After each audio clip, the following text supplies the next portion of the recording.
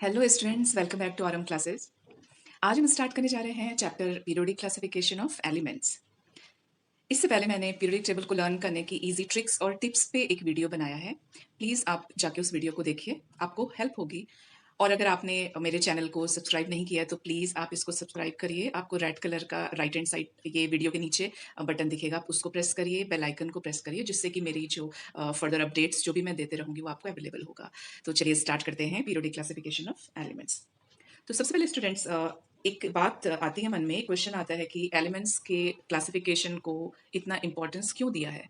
तो it is important just like classifying anything. अगर example के लिए आप अपने टेक्स्ट बुक्स को देखिए या अपना अपना आप बुक्स को देखिए कलेक्टिवली, टेक्स्ट बुक्स भी और नोट बुक्स भी, अगर वो सारी मिक्स्ड होंगी आपस में तो आपको उनको सेपरेट करना, या जब आपको टाइम नहीं है और आपको जल्दी से कुछ करना है तो मीन्स वो टाइम कंज्यूमिंग होगा अगर वो ऑर्डरली अरेंज नहीं होती है। अगर आप अपनी टेक्स्ट बुक्स को suppose science, social science, arts ऐसे कैटेगराइज करके ऑर्डरली मैनर में लगाते हैं तो वो आपके लिए ईजी रहता है। तो ऑर्डरली मैनर में किसी भी चीज़ का अरेंजमेंट एक तो टाइम सेविंग होता है, और उसकी उस पर्टिकुलर ऑब्जेक्ट की स्टडी के लिए, एनालिसिस के लिए और उसको यूज़ करने के लिए ईजी रहता है। यही रीजन था कि क्योंकि अभी एलिमेंट जो अभी तक के जो एलिमेंट डिस्कवर्ड हैं, दीज आर 118 एलिमेंट्स, तो उन एलिमेंट्स का अरेंजमेंट कैसे हो, ये एक क्वेश्चन था बड़ा। तो चलिए स्टार्ट करते हैं। सबसे पहले आप देख रहे होंगे स्क्रीन में कुछ साइंटिस्ट है जिन्होंने कंट्रीब्यूट किया है, या हम कहेंगे जिनके कंटिन्यूअस एफर्ट से हमको मॉडर्न पीरियोडिक टेबल मिली है। सबने थोड़ा थोड़ा अपना कुछ आइडिया दिया और उन्होंने अपने टाइम के जितने भी एलिमेंट्स थे उन एलिमेंट्स को अपने प्रिंसिपल्स के अकॉर्डिंग अरेंज किया। तो कुछ साइंटिस्ट हैं स्क्रीन पे, आप देख सकते हैं। हम स्टार्ट करते हैं एक्सट्रीम लेफ्ट से। तो एक्सट्रीम लेफ्ट में जो आप देख रहे हैं और ये है लेवोजियर। उसके बाद जो जिनका क्लासिफिकेशन आपको पढ़ना है, आपके टेक्स्ट बुक में है, वो है डॉबेनियर। उसके बाद आते हैं जॉन न्यूलैंड्स, उसके बाद है हेनरी मोजले। आप सेकंड रो में अगर आते हैं एक्सट्रीम लेफ्ट में, तो आप देखेंगे कि ये है डिमिट्री मेंडलीव। और एंड में लास्ट जो पिक आप देख रहे हैं, ही इज लोदर मेयर। तो ये साइंटिस्ट थे कुछ जिन्होंने कॉन्ट्रीब्यूट किया। उसके बाद स्टूडेंट्स वन बाय वन हम पढ़ेंगे कि क्या सिग्निफिकेंस है पीरियोडिक टेबल का और उसका इंपॉर्टेंस क्या है। ये क्वेश्चन भी आता है तो एग्जामिनेशन पॉइंट ऑफ व्यू से भी आपके लिए इंपॉर्टेंट है। आप इसके स्क्रीनशॉट भी ले सकते हैं और आप इसके साथ में नोट्स भी बना सकते हैं, क्योंकि अभी जो पोर्शन है वो ज़्यादा थ्योरी वाला होने वाला है। तो वन बाय वन हम देखते हैं। तो सबसे पहले हम देखते हैं एडवांटेजेस की किसी पीरियोडिक टेबल को सिस्टमेटिक क्लासीफाई करने का क्या एडवांटेज है। तो नंबर वन एडवांटेज अगर आप देखते हैं तो आप देखेंगे कि it enables us to understand the properties of elements and their compounds more systematically and orderly. तो जितने भी एलिमेंट्स हैं उनकी स्टडी सिस्टमेटिकली एंड ऑर्डरली हो तो वो क्या रहेगा, टाइम सेविंग रहेगा, इजिली हमको लर्न भी होगा। नेक्स्ट आप एडवांटेज देखेंगे कि हमको पीरियोडिक टेबल या पीरियोडिक हमको एलिमेंट्स को पीरियोडिक टेबल में क्यों अरेंज करना है। तो सेकंड एडवांटेज है it enables us to predict the properties of the elements and their compounds based on their positions in the periodic table. तो ये जो पॉइंट है ये हमको बताता है कि हमको अगर हमको सीक्वेंस में ऑर्डरली अरेंज्ड अगर एलिमेंट्स हैं तो वो एलिमेंट्स के नेक्स्ट या लेफ्ट या राइट या किसी पर्टिकुलर पोजीशन में और कौन से नेचर का एलिमेंट हो सकता है, ये प्रिडिक्शन इजी हो जाता है। क्यों इजी हो जाता है, क्योंकि आप पीरियोडिक टेबल में देखेंगे तो अगर सपोज हम किसी ग्रुप को लेते हैं and we are coming downward the group, तो जब हम ग्रुप में डाउनवर्ड आते हैं तो एटॉमिक साइज इंक्रीज होता जाता है, मेटेलिक प्रॉपर्टीज इंक्रीज होती जाती हैं। तो अगर उस वे से हम देखते हैं तो हम जैसे जैसे बॉटम में आएंगे तो बॉटम में हमको वही फैमिली का, वो प्रॉपर्टी का एक ऐसा एलिमेंट अगर प्रिडिक्ट नहीं हुआ है तो इन फ्यूचर हम प्रिडिक्ट कर सकते हैं कि ये इस प्रॉपर्टी का एलिमेंट होगा, लेकिन ये मेटलिक नेचर में होगा, और बहुत सारे प्रिडिक्शंस हम दे सकते हैं। अगर कोई नॉन मेटल है तो हम नॉन मेटल का भी प्रिडिक्शन दे सकते हैं, या जो भी आप फैमिली या ग्रुप ले रहे हो एलिमेंट्स का उसका प्रिडिक्शन दे सकते हैं। मेंडलीफ ने यही किया था। तो वो हम अभी मैं वो पॉइंट नहीं ले रही हूँ, वो हम आगे जाके जब मेंडलीफ पीरियोडिक टेबल पढ़ेंगे तो वहां पे हम डिस्कस करेंगे। थर्ड पॉइंट है students, it becomes easier to study, understand, compare. तो जब सिस्टमेटिक अरेंजमेंट होगा then only we can compare different different elements. हम कंपैरिजन कर सकते हैं कि alkali earth metals, alkaline earth metals alkali metal से कैसे डिफरेंट हैं, हैलोजेंस कैल्कोजन से कैसे डिफरेंट है, नोबल गैसेस बाकी किसी फैमिली से कैसे डिफरेंट है। तो ये हम तब कर पा रहे हैं जब हम वो क्या है, जब हमको एक वेल अरेंज्ड फैशन में, मैनर में एलिमेंट्स मिल रहे हैं। तो ये तो था एडवांटेजेस ऑफ पीरियोडिक टेबल। अब हम पढ़ेंगे वन बाय वन कुछ साइंटिस्ट जो आपके सिलेबस में उनका कंट्रीब्यूशन। तो सबसे पहले जो हम कंट्रीब्यूशन पढ़ने जा रहे हैं वो है डॉबेनेर, ये एक जर्मन साइंटिस्ट थे डॉबरनेयर, और किस ईयर में उन्होंने ये प्रिंसिपल दिया, ये पॉस्टुलेट दिया? It was 1817। तो इनके पॉस्टुलेट के अकॉर्डिंग हम देखते हैं कि इनका क्या कंट्रीब्यूशन था। डॉबरनेयर ने एलिमेंट्स का अरेंजमेंट बहुत डिफरेंट वे से किया। उन्होंने ये बताया कि अगर हम 3 एलिमेंट्स का ग्रुप लेते हैं तो उस ग्रुप में ओके, कैसा ग्रुप है वो ग्रुप ऐसा है जिनमें केमिकल प्रॉपर्टीज सिमिलर हैं, और उस ग्रुप को 3 एलिमेंट्स के ग्रुप को डबरनियर ने कहा ट्राइएड्स। उन्होंने उसको नाम दिया ट्राइएड्स। अब उनके बीच में कनेक्शन क्या है? ये जो 3 एलिमेंट्स हैं जो ग्रुप लिया है ट्राइएड्स, उनके बीच में क्या कनेक्शन है? तो उन्होंने क्या किया कि उन्होंने 3 एलिमेंट्स को increasing order of atomic masses में अरेंज किया and showed that the atomic mass of the middle element was approximately equal to the mean of atomic masses of other 2 elements. तो उन्होंने बताया कि अगर आप ट्रायड लेते हैं, 3 एलिमेंट्स का एक सेट लेते हैं जिसको कि एटॉमिक मास के बेसिस पे अरेंज किया है, ऑर्डरली अरेंज्ड किया हुआ है, तो उसमें हम देखते हैं जो फर्स्ट एलिमेंट है और जो थर्ड एलिमेंट है, उन दोनों की एटॉमिक मासेस का अगर आप एवरेज निकालते हो तो वो एटॉमिक मास होता है मिडिल वाले एलिमेंट का। तो इसके अकॉर्डिंग उन्होंने ट्राई किया अरेंज करने का, लेकिन इसका लिमिटेशन ये थी कि बहुत सारे एलिमेंट्स इससे अरेंज नहीं हो पाए, और डबरनियर ने हमको सिर्फ 3 सेट्स ऑफ ट्राइड्स प्रोवाइड किए।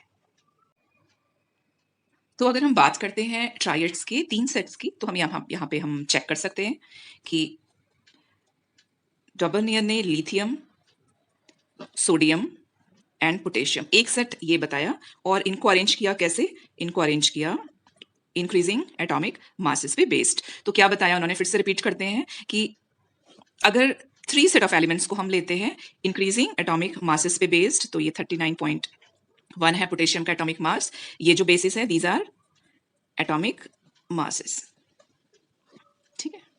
तो ये लिए तो डबरनियर ने बताया कि फर्स्ट एलिमेंट और थर्ड एलिमेंट का अगर हम एवरेज लेते हैं तो सोडियम सॉरी ये सोडियम का हमको एटॉमिक मास मिल जाएगा। तो चलिए ट्राई करते हैं। सोडियम का 23.0 होता है, तो देखिए आता है या नहीं आता है। तो 6.9 plus 39.1 divided by 2 is equal to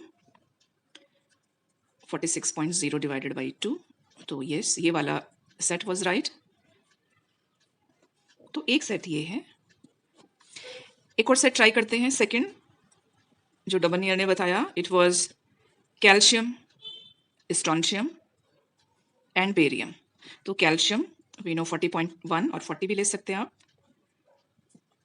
अब इन दोनों को हमको एवरेज निकालना है, इसका 23 निकला, तो इन दोनों का एवरेज के लिए फिर से इनको ऐड कर देंगे। 40.1 plus 137.3 divided by 2 is equal to 314.7 का 7 3 और ये 4 7 और ये 1 डिवाइडेड बाई 2। तो ये 8 जा 0.14 7 जा, ठीक है। तो ये आया 88.7। ऐसे अगर हम थर्ड सेट की बात करें, it is chlorine, bromine and iodine. Chlorine is 35.5 and iodine is 127, और हमको ब्रोमीन का कैलकुलेट करना है। तो अगेन हम कैलकुलेट करते हैं। 35.5 plus 127 divided by 2 is equal to 0.57, और ये 5 तो 7 एंड 5 हाँ 12 का 2 कैरी 1 और ये 1 divided by 2 is equal to हो जाएगा 8 जा 1 जा 2 जा 5 जा, ठीक है। ये हो गया 81.2। तो ये 3 सेट्स का डबरनियर ने कैलकुलेट किया। अब आपके पास एक क्वेश्चन से हम यहाँ पे चेक कर लेते हैं कि कुछ सेट ऑफ एलिमेंट्स हैं, ट्राइड्स हैं, तो सारे 3 के ट्राइड्स अगर हम उनको एटॉमिक नंबर के सीक्वेंस में अरेंज करते हैं तो क्या वो ऐसे ही उनका जो मिडिल वाला एलिमेंट होता है वो इन दोनों के एवरेज होता है क्या, इनका मीन होता है, वो चेक कर लेते हैं। तो यहाँ पे कुछ एग्जाम्पल्स हैं। एग्जाम्पल्स हमको चेक करना है कि ये सेट्स डबरनियर के ट्राइड्स हैं या नहीं है। One set is magnesium, calcium, strontium. Magnesium is 24.3, calcium 40.1 और स्ट्रोंशियम 87.6। तो अगर हम इसको चेक करते हैं तो चलिए चेक करते हैं। For this plus 87.6 divided by 2 is equal to 6 और 3 9.7 and 4 11 1 कैरी 9 8 और 11 डिवाइडेड बाई 2। ठीक है, तो ये हो जाएगा 5 ज़ा 5 ज़ा 0.9 ज़ा 5 ज़ा। ठीक है, ये इतना आया है, तो ये तो 40.1 है, इसलिए ये वाला नहीं होगा। ठीक है, तो ये जो सेट है मैग्नीशियम कैल्शियम स्ट्रॉन्शियम का, इसको हम ट्राइड का सेट नहीं कह सकते हैं। नेक्स्ट चेक करते हैं। Next set is sulphur, selenium and tellurium. तो सल्फर 32.1, सेलेनियम 79.0 दिया है एंड टेल्यूरियम 0.6 दिया है। अब इसको चेक करते हैं हम। 32.1 plus 127 divided by 2 is equal to 6 और 1 7.729 और 3 2 5 और 1 159.7 divided by 2 is equal to हो जाएगा 7 ज़ा 9 ज़ा 0.5 ज़ा। ठीक है, इतना आया। तो इस केस में ये 79 होना चाहिए एंड इट इज अराउंड 80, तो नहीं, ये भी नहीं होगा। This is also not set of tried. एक और हम चेक करते हैं, बेरिलियम, मैग्नीशियम एंड कैल्शियम। तो क्या ये भी एक सेट ऑफ ट्राइड है? तो बेरिलियम 9.0 होता है। एटॉमिक मासेस आपको सारे लर्न नहीं करने होते हैं, कुछ लर्न करने होते हैं। जैसे इन ये जो एग्जांपल्स है, इनमें आपको क्लोरीन का लर्न करना है, कैल्शियम का लर्न करना है, बेरिलियम का करना है, मैग्नीशियम का करना है। बाकी आपको लर्न करने की जरूरत नहीं होती है, क्योंकि मोल कॉन्सेप्ट में काम आता है बस। तो इस सेट में हम चेक करेंगे कि क्या इन दोनों का मीन अगर लेते हैं तो 24.3 आ रहा है क्या। तो चेक करते हैं। 9.0 40.1 divided by 2 is equal to हो जाएगा 49.1 डिवाइडेड बाई 2। तो ये अराउंड आएगा, एग्जैक्टली तो नहीं आ रहा है, ये आएगा 2 ज़ा 4 ज़ा 0.5। ठीक है, तो चलिए इसको मान लेते हैं कि हाँ ये है, क्योंकि ये अप्रॉक्सीमेटली इतना आ रहा है। क्लियर, 24 40.1 24.3, हाँ ठीक है, 24.5। लेकिन डॉबरनर के क्लासिफिकेशन के जो उन्होंने ट्राइड्स के सेट दिए, उसके डिसएडवांटेजेस थे। क्या डिसएडवांटेजेस थे? कि उस टाइम पे जितने भी एलिमेंट्स डिस्कवर्ड थे, वो डॉबरनियर इस बेसिस पे बाकी एलिमेंट्स को अरेंज नहीं कर पाए। तो डॉबरनियर ने कितना जो सेट ऑफ ट्राइड्स इंट्रोड्यूस किए, this 3 set of triads introduce किए। उसमें से एक set lithium, sodium and potassium का, एक set calcium, strontium and barium का, और एक set chlorine, bromine and iodine का। इसके बाद स्टार्ट करते हैं students Newlands law of octaves. तो न्यूलैंड्स लॉ ऑफ ऑक्टेव्स आप देखेंगे तो ये थोड़ा सा डिफरेंट है डॉबरनेर लॉ से।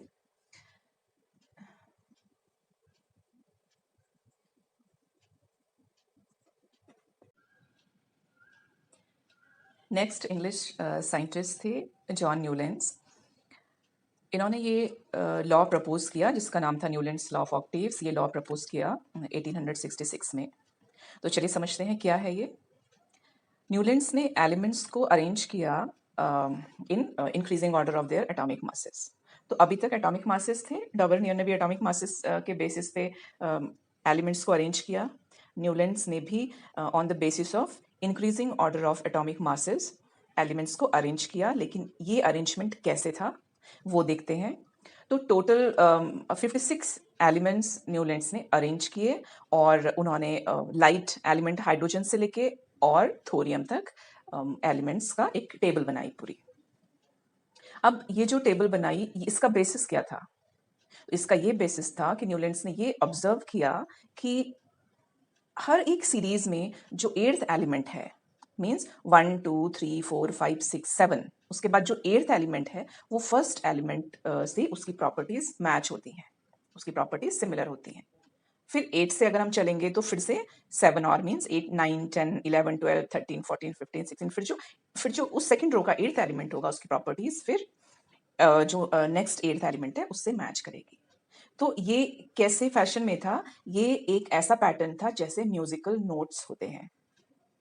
ठीक है, म्यूजिकल नोट्स में क्या होता है? सा रे गा मा पा धा नी सा, एंड देन उसके बाद फिर से नी के बाद फिर सा का रिपीटेशन होता है। तो सेम वे न्यूलैंड्स ने देखा, और ये काफी हद तक ठीक भी है, क्योंकि अभी भी हम देखते हैं कि एक पर्टिकुलर पैटर्न होता है एलिमेंट्स का लेफ्ट से राइट की तरफ जाने के लिए। मीन्स आपका 3 लिथियम से अगर आप स्टार्ट करते हो और आप 3 4 5 6 7 8 9 10 नियॉन तक जाते हो, फिर से जब 11th आप सोडियम पे आते हो तो उसकी प्रॉपर्टी लिथियम से रिपीट करती है। तो वो रिपीटेशन वाला तो बात सही थी, वो अभी भी एप्लीकेबल है। लेकिन फिर बहुत सारे डिसएडवांटेजेस भी थे जो कि वो अरेंज नहीं कर पाए, सॉल्व नहीं कर पाए। तो अब हम लिमिटेशंस देखेंगे वन बाय वन। तो स्टूडेंट्स, आप यहाँ पे देख रहे हैं, आप टेबल देख रहे हैं, तो उसमें आप लिमिटेशंस देखेंगे कि सबसे फर्स्ट जो लिमिटेशन है आप देखेंगे कि जो प्रॉपरली अरेंज्ड हैं एलिमेंट्स, वो बस कैल्शियम तक अरेंजमेंट है। प्रॉपर अरेंजमेंट जो है वो कैल्शियम तक है। क्यों? क्योंकि उसके आगे जो एलिमेंट्स का अरेंजमेंट है वो उस फैमिली में, उस कॉलम में प्रॉपर्टीज मैच नहीं हो रही हैं। देखिए, चलो चेक करते हैं। अभी जैसे आप कोबाल्ट और निकल को देखो, तो कोबाल्ट और निकल न्यूलैंड ने किसके साथ रखा है? हैलोजेंस के साथ रखा है। फ्लोरीन, क्लोरीन और उसके बाद कोबाल्ट और निकल रखा है और उसके बाद ब्रोमीन रखा है। तो ये जो पूरा कॉलम है, ये कॉलम में बहुत अनइवन प्रॉपर्टीज के एलिमेंट्स हैं। तो ये रॉन्ग हो जाता है आफ्टर कैल्शियम। और अगर हम देखेंगे तो सीरियम और लैंथेनम भी आप देखो, यहाँ पे एल्युमिनियम, क्रोमियम, येट्रियम, उसके बाद सीरियम, लैंथेनम, इसका अरेंजमेंट। प्लस आप और भी अरेंजमेंट देख सकते हैं। जैसे आप आयरन को देखिए, तो आयरन ऑक्सीजन फैमिली के साथ है, ऑक्सीजन, सल्फर और उसके साथ आयरन है और फिर सेलेनियम है। तो ये भी रॉन्ग है, मीन्स ये एलिमेंट्स की प्रॉपर्टीज इन फैमिली से मैच नहीं होती हैं। तो न्यूलैंड्स के ये कुछ डिसएडवांटेजेस थे। तो ये लिमिटेशंस थे स्टूडेंट्स। आई होप आपको ये हेल्पफुल हुआ होगा। चलिए एक बार रिपीट करते हैं फिर से लिमिटेशंस को, न्यूलैंड्स लिमिटेशंस। तो फर्स्ट लिमिटेशन ये था कि ये जो लॉ है ये बेस्ट कैल्शियम तक एप्लीकेबल था। बाकी आप टेबल में देख सकते हो कि हॉरिजॉन्टल रोज हैं, 7 रोज हैं और हर रो में कुछ एलिमेंट्स को फिक्स किया है and that way total number of elements जो अरेंज किए हैं न्यूलैंड्स ने पीरियोडिक टेबल में अपने, द नंबर इज 56। और बहुत सारे आप कॉलम्स में देखते हैं कि 2 एलिमेंट्स भी अरेंज किए हैं साथ में, जैसे सीरियम, लैंथेनम देखा आपने, कोबाल्ट, निकल देखा आपने। एक और लिमिटेशन है न्यूलैंड्स पीरियोडिक टेबल का कि इसमें कोबाल्ट, निकल को हैलोजेंस के साथ प्लेस किया है, आयरन को ऑक्सीजन के साथ प्लेस किया है और कोई भी ऐसा प्लेस या बीच में गैप नहीं छोड़ा है न्यूलैंड्स ने जो कि आगे आने वाले एलिमेंट्स के, फ्यूचर एलिमेंट्स के प्रिडिक्शंस के लिए हेल्प करे। तो आई होप ये वीडियो आपको हेल्पफुल हुआ होगा। और जो मेंडलीफ के ऊपर मुझे बनाना है एक वीडियो, वो मैं सेपरेट वीडियो करती हूँ, इसके साथ मैं कनेक्ट नहीं कर रही हूँ क्योंकि मेंडलीफ का जो पीरियोडिक टेबल है वो थोड़ा इलेबोरेट करके पढ़िए तो 11th-12th में भी आपको हेल्प होगी और उस पर हम डिस्क्रिप्टिव अच्छा सा वीडियो बनाते हैं। Thank you.